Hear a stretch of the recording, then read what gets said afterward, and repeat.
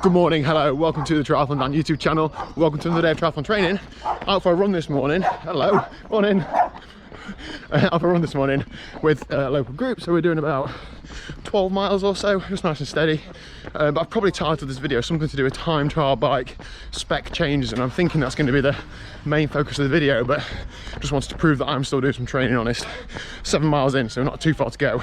It's absolutely red hot. We're experiencing a little heat wave in the UK at the minute, but it's not actually that hot. It's about 20 degrees, but for me that's quite warm. I've got a lot of natural insulation at the minute, so I'm holding quite a lot of heat.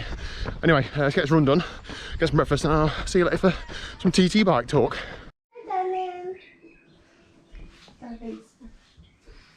So I'm now home, but before we dive into TT bikes, but you guys seem to like to know when I'm in trouble and why and what for. And unfortunately for me, something else happened the other night which got me in a slight amount of trouble, didn't it, Elizabeth? Yeah, would you like to tell most days you get yourself in trouble, don't you? Maybe. Would you like to explain? Yeah, so Thursday evening, I had a staff meeting after work, so I got in at probably like 7:15, and I thought, that's weird, I can hear like birds tweeting outside, like really loud.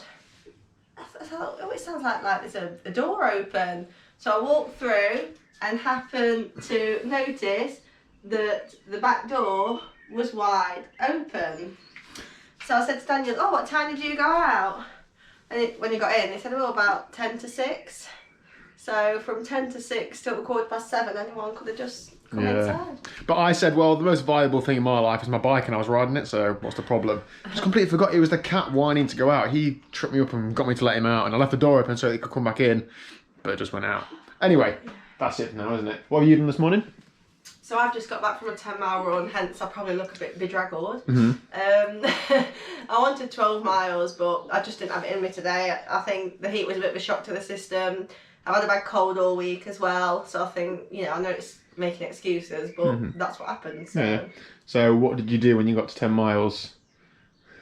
Just stopped, and I came back through the fields rather than the roadway, and there's some horses, so I just like moped along, stroking the horses, and had a nice little easy stroll home. It was quite nice. Excellent. Well, good work, Liz. Well done. This is apple juice, by the way. I'm not just necking the wine straight after my run. Yeah. Weather's looking good, Liz. You're going to get on your new patio furniture? Yeah, so this afternoon I'm going to test out my new patio furniture. I'm going to have my lunch outside. Excellent. There are 8 seats, so I can't wait for us to just rotate. Yes. If 6 people want to come over, you're more than welcome. Oh no, we're allowed. Yeah, you're allowed 6 actually. Brilliant. I've got 6 mates, haven't we? Anyway, let's go look at this bike. I have just recorded this clip, and I'm not going to do it again, but I just wanted to say a big thank you to 76 Projects. So I bought their mount for the previous bars, but because these are a different shape, I'll come on to the details in a minute. They sent me out a different one that basically fits it better. So thank you very much, guys. Much appreciated. Go and support a small business down below. I'll leave their links down below. And let's get on to the rest of the video.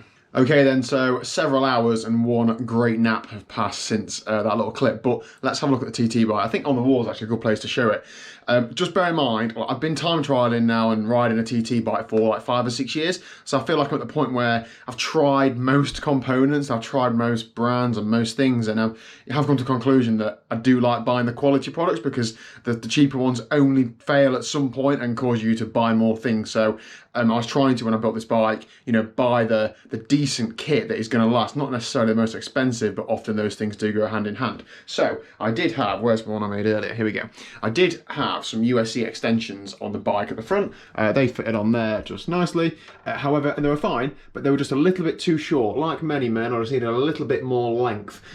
So when I had the bike fit with George Fox, like it felt great, but then obviously when you go and ride outside, you change slightly your position with potholes and bumps and pedaling slightly differently. And I found that I would just slump ever so slightly further forward, and I could move my armrests further forward, but I couldn't move the extensions further forward. So that meant that the pole was only coming, and I've run out of hands now.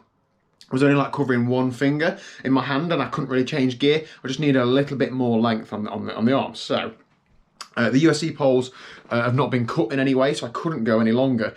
Now, the main problem is, normally you just like buy a longer stem, right? Well, the felt integrated setup is that, look, so if you look there, it's all like one piece. So this bit here doesn't come in longer bits because then there'd be a space between there that is the size that it is. So unfortunately I couldn't bring it any further forward. Similarly, the extensions were as far forward as they could be on the stack, so I couldn't do anything. So scattered around a few different places, you know, looked at different makes and models and things. Eventually settled on these, these are the Drag to Zero underarm ski extensions. So these are the high-rise ones. They come in a low-rise and a high-rise, a 15° and a 25°. This is a 25° bend, but I have also got a 15° angled shim in there, which takes up to, what's 15, 25, 40°. However, because I've gone quite long, it's not quite as steep as that sounds. It is very similar to the height that this 30° extension was in without any angle on the stack. So it was very, very similar, if you can see that. That's probably a bad shot, but anyway. So anyway, I bought those Drag to Zero extensions. I had to wait a while because I wanted some angled shims on the stack. Previously I'd had an angled shim under the armrest pad, but I wanted to angle the pole up a bit more rather than just the armrest. So I had to wait for these that I think there's a sticker on the inside. These are made by Aerocoach. These are made to order, so they're like custom sized, and they were £130 for those spacers. I'm going to cover a couple of issues now I've got with these bikes. Now I haven't reached out to these brands since receiving and fitting these products about this because I don't really think there's anything you can do, but there's the problems. I might have to about the poles, I'll come to that in a second. But yeah, anyway, I'll just get into it. Right, so these spacers here, these angled spacers, these replace some of the stack that you have on the bike already. They bolt into there, there's a little nut in the bottom, and then the same thing, they bolt down, there's a nut in the top. So essentially in between there, there's a little gap where there is no bolt. And that's fine, you just got to get the right length bolts from the top to bottom so they don't touch each other and so on. The issue is that I've had to drop 10mm spacers out of my stack because, where are they? This is a 20mm spacer, so I had 20mm of stack, or well, 10mm more than is on there on the bike. However, these are threaded, so that means that when you put this on the bike and you thread the bolt through the base bar that isn't threaded, it then threads into the stack and then into the spacer, and then because there was a nut going in the spacer, it basically you could never get any tension between the end of this spacer and the nut that was on that spacer, because as soon as you wind the bolt in, it was into there. The 10mm spacer, however, does not have a thread, so I could only use a 10mm spacer in there in order to get it tight enough to stop there being play in the front end. I could get two 10mm spacers, yes. I don't have any more, so I'd have to go and buy some 10mm spacers if I wanted a bit more height. I do feel okay, 10mm lower, not ideal, but you know, make do with it. Onto the extensions. Now, these are 22.2mm in diameter, supposedly. The same as the USE extensions, exactly the same you know, sort of sizes. So how it works is there are two bolts on there which attach the extension to the stack, and then separately my armrest has a mount which mounts it on the extension, like separately. So there's the stack, there's the armrest.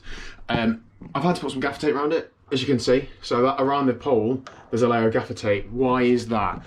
Well, they're smaller than these. The dimensions are smaller. I haven't got a, whatever you want to call it, calipers and measured it, but I've quite simply taken these off and put them on and took them off and put them back again. The clamp that goes around, like goes around the armrest, will close fully, and it doesn't get tight enough to keep the pole firm. So that means that when I put my arm on the armrest, I hit a bump or something, the armrest slips around. Obviously that can't be happening. So for the time being, I've put a big bit of gaffer tape around it. It's all 22.2mm, it should all be interchangeable, but obviously for some reason it's not. But I'm going to speak to Drag to Zero about that, because like those extensions, for example, were £200 and the spacers were 130. That's sickening just saying that now. But you know, I wanted to invest in quality kit that was going to make me feel great.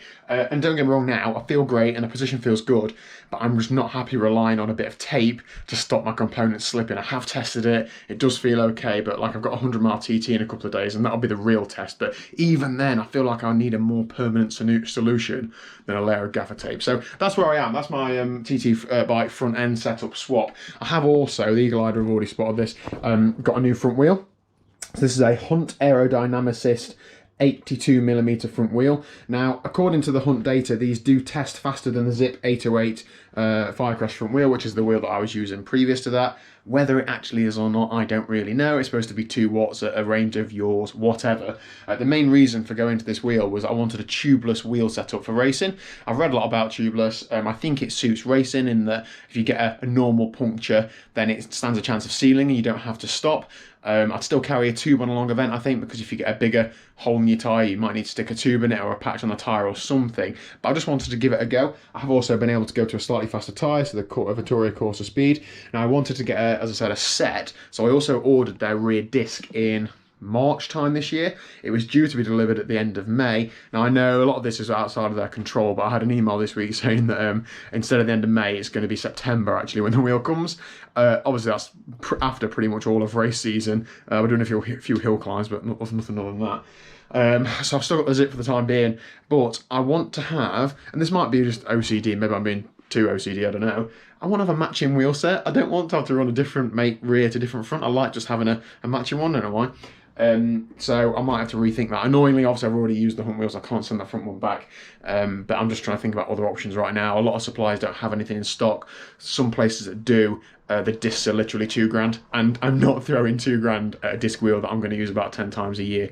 I drew the line at about £1,000, which is still a lot of money, but you know, given I've already got one, I could sell that for pretty much what I'd buy a hunt one for. So anyway, that is it. That is my updated, you know, felt IA. I am just going to take these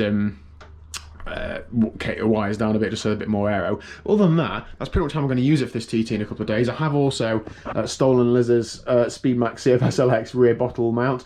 I know it'd be more aero up there. I've got a couple of rear saddle mounts, but they won't fit on because of the silly seat tube. So I've had to have that or nothing. It's 100 miles, it's forecast 20 degrees. I don't want to die. Please can I have a drink? So that's what I'm just going to use this time, and I'll think about a more long-term solution later on. But that is it for today's video. Thank you very much for watching. If you haven't already, hit the subscribe button down below. Stay tuned for tomorrow's going to be a crit race vlog. I'm actually racing this time as well. And then the day after is a 100-mile time trial with some tri-crew. Apparently we're doing a brick run off of it as well. I might not do that. But yeah, lots of racing ahead. Hope you're all well. Hope your trains go well. And I'll see you tomorrow.